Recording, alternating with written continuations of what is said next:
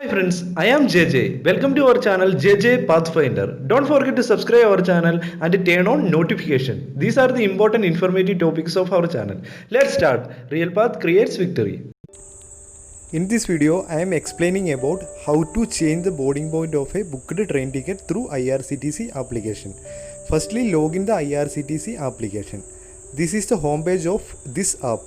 Then click on My Bookings. Select the ticket you want to change the boarding station from the list. I have only one booked ticket, so I am selecting this one. This is the details of ticket. Then click on three dots on the right top corner. Then select change boarding point.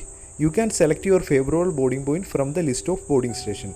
After selecting your favorable boarding point, then click on update boarding point. You must know the boarding point change is allowed only once and passenger can change boarding station online IRCTC portal before 24 hours of the scheduled departure of the train.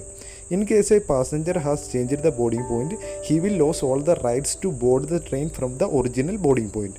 I think this video is informative for you. Don't forget to like and support my channel JJ Pathfinder. Real Path creates victory. Now goodbye and Jai Hind.